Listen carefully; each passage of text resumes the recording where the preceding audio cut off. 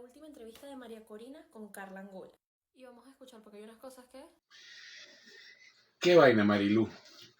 A mí me caes bien, pero a veces caes de una manera tan tonta en tus propias contradicciones. Te hago la siguiente pregunta. Según tú, este régimen, si le cortan el flujo de ingreso petrolero, todavía tiene recursos provenientes de la corrupción, especialmente, bueno, según tú y según el par de genios del cual estás comentando sus entrevistas, y le queda pues todavía el tráfico de estupefacientes. Esto le permitió al régimen de Maduro subsistir durante la primera andanada de las sanciones. Ahora bien, yo no sé si tú tienes la menor idea de cómo trabaja el tema del narcotráfico en la región. Y cuando me refiero a la región, me refiero en todo lo que es el norte de Sudamérica. Yo creo que no. Yo creo que a pesar de que yo tengo que eres una muchacha dinámica, que lees, hablas bien el inglés, etcétera, yo creo que tú tienes una información muy superficial o muy de Google solamente en la materia. Déjame explicarte someramente lo siguiente. Venezuela no produce drogas, ningún tipo. No al menos en unos niveles que sean relevantes y muchísimo menos para la exportación. El principal productor de drogas de la región y uno de los más importantes del mundo es Colombia. Y en la región le sigue Ecuador. Bolivia tiene también una producción importante y alguna parte de Perú también. Pero Venezuela fundamentalmente es el puerto para el tráfico de drogas. De esta manera, siendo así, y esto es algo reconocido por todos los organismos competentes en la materia, incluyendo la DEA, yo te hago la siguiente pregunta. ¿Por qué no le cortó Duque el paso de la droga de Colombia a Venezuela para que Venezuela no pudiera seguir transitando o traficando esa droga y mandándola al exterior y sirviéndole de beneficio a, al régimen de Maduro cuando era un gran enemigo Duque de Maduro, Duque y Uribe? ¿O es que tú crees honestamente y seriamente que el gobierno de Colombia no tiene control sobre el narcotráfico? ¿Ah? Y especialmente la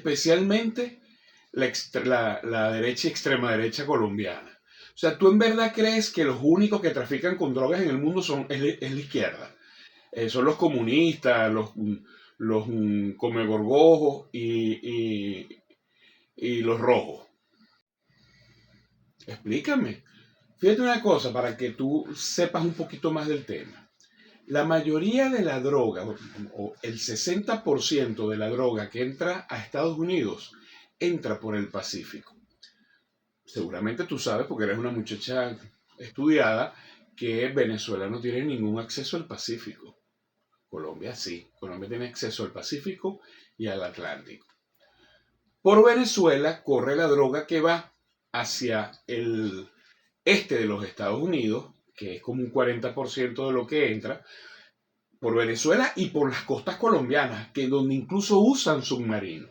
Por cierto, el gobierno de Venezuela acaba de decomisar y está en una operación por donde van ya por 30 toneladas de droga que se estaba saliendo por la Guajira y hay como 8 o 9 alcaldes detenidos porque una red donde estaban involucrados alcaldes, por cierto, del chavismo, en que hay como 3 de la oposición allí. O sea, estaban en conjunto, oposición y chavismo. Oposición, por cierto, de un nuevo tiempo, un nuevo tiempo que apoyó a Edmundo González Urrutia, pendiente de eso. Debo recordarte, Marilú, y te invito a que lo investigues, que hace poco la DEA, y mejor dicho, el gobierno de los Estados Unidos, hizo público unos expedientes que eran confidenciales, expedientes de la DEA, donde se estaban investigando el financiamiento por parte del narcotráfico a campañas de Álvaro Uribe Vélez. ¿Ok? El mismo aliado de la señora Machado, de esa es la entrevista, que el día 12 de enero, ante el fracaso de la Machado, el día 9 de convocar la calle, intentó desde Cúcuta hacer una especie de levantamiento social también, a ver si él sí lograba levantar al pueblo venezolano, que no lo logró levantar María Machado ya no levanta nada en su vida, y pedir una intervención militar. Estaban desesperados. ¿Por qué tanto desespero, chicos? ¿Por qué será? ¿Será que algo de lo que dice el régimen de Maduro y el ministro de Interior y Justicia, Diosdado Cabello, con relación al narcotráfico y los intereses políticos en Colombia son ciertos? Yo creo que tienes que estudiarte un poquito la historia política de Colombia y sus largos vínculos con el narcotráfico. Y te darás cuenta de la cantidad de presidentes que siempre han estado bajo sospecha del narcotráfico. Lo que pasa es que como el narcotráfico está tan fuerte allá, y está tan metido en el poder judicial, no enjuician a nadie. Pero yo creo que tú tienes que estudiar un poquito la historia. Acuérdate de estas canas, porque cuando yo tenía tu edad, yo veía todo ese peo en Colombia y yo decía, coño, menos mal que eso pasa de aquel lado de la frontera, ¿no? Pero resulta que, te repito, Colombia domina el tráfico de drogas hacia Centroamérica y Estados Unidos a través del Pacífico, pero hacia Europa y hacia el este de los Estados Unidos y hacia el Caribe la sacan ellos por Venezuela. Ellos, ¿ok? Ahora bien, volvamos al principio de la historia. Si quieres cortarle el flujo de dinero al gobierno de Venezuela por Carlos, y eso es algo que le conviene muchísimo a la extrema derecha colombiana, porque no le trancó el flujo de narcotistas, porque de nuevo, ¿quién le entrega la droga a Venezuela para que el gobierno de Maduro tenga dinero? Los carteles colombianos. ¿Y quiénes controlan los carteles colombianos? Los políticos colombianos, mija. Los políticos colombianos. Por décadas nos hicieron creer que eso era exclusivo de la guerrilla, por lo tanto era de izquierda. Y resulta que nos hicieron creer un cuento de que crearon algo llamado los paramilitares, que eran para enfrentar a la guerrilla. No, era para compartirse el negocio del narcotráfico. Puede ser que haya sido la guerrilla y la izquierda las que le dieron vida al narco. Yo no te voy a decir que no. No conozco, hasta allá no me llega el estudio al respecto. Pero sí te puedo decir que después ellos lo emparejaron con los paracos. Y finalmente terminaron asociándose todos junticos, todos agarrados de la mano, porque el negocio daba para todos. Te recuerdo que el famoso narco Pablo Escobar Gaviria, búscate por qué se apellidó Gaviria y qué presidente colombiano era de apellido Gaviria, para que tú veas. Llegó a ser candidato a senador en Colombia. El zar del cartel de Cali. Entonces, es tan infantil lo que estás diciendo y lo que están diciendo todos con relación al narco.